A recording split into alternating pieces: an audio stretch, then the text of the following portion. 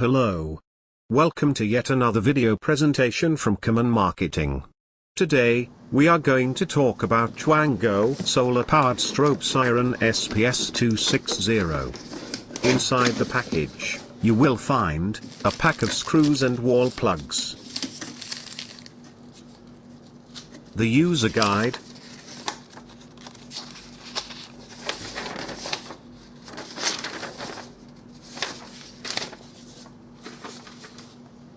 and the siren strobe unit itself.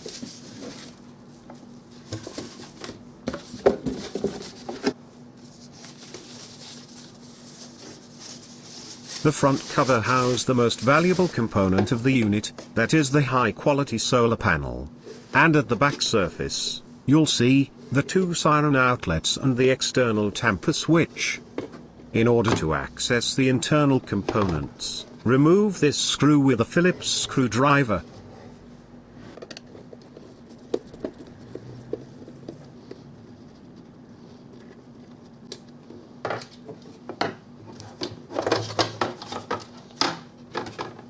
Disconnect the solar panel from main circuit board to facilitate the works.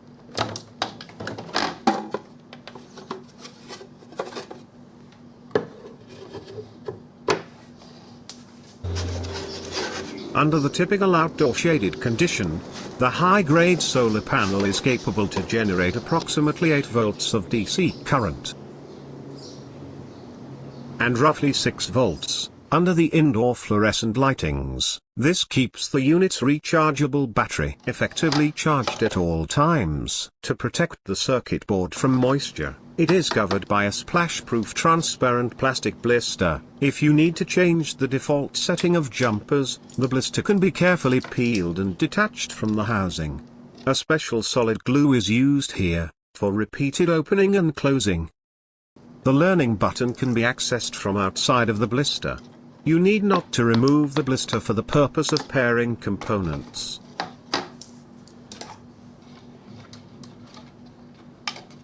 Connect these two pins to turn on power.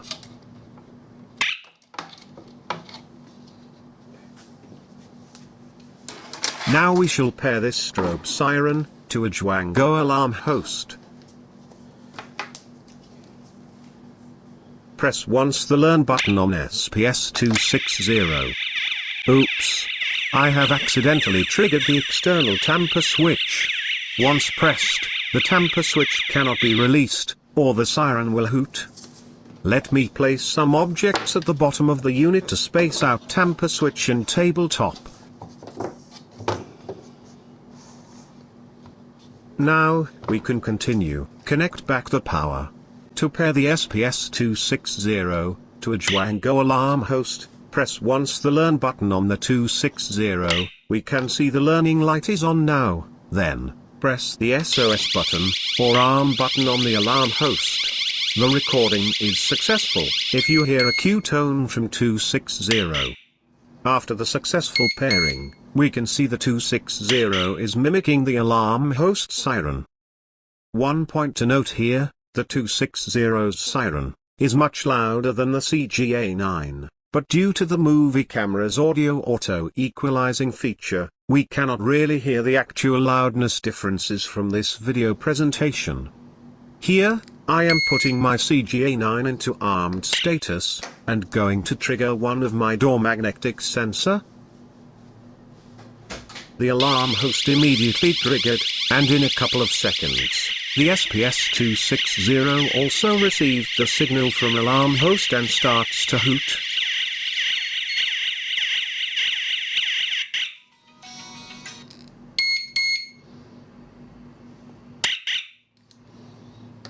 To reset the 260 to factory default, long press on the Learn button until you hear a double Q tones.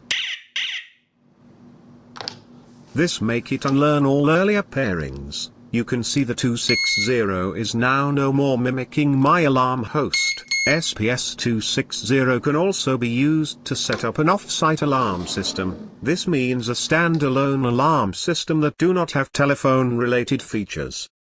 Let me do a simple demonstration here. This is a magnetic sensor which have yet to recorded on 260. So does this remote controller.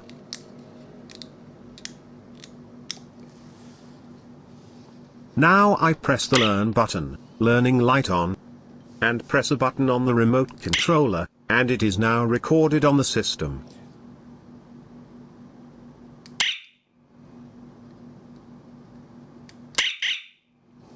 Let's repeat the same process for the magnetic sensor.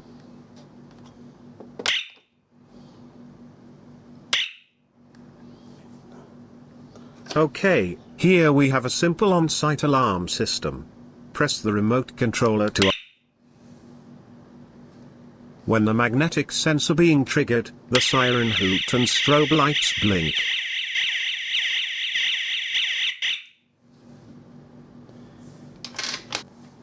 The strobe lights will look much more eye-catching with the cover on. I shall put on the cover now, and trigger the strobe siren by pressing panic button on remote controller.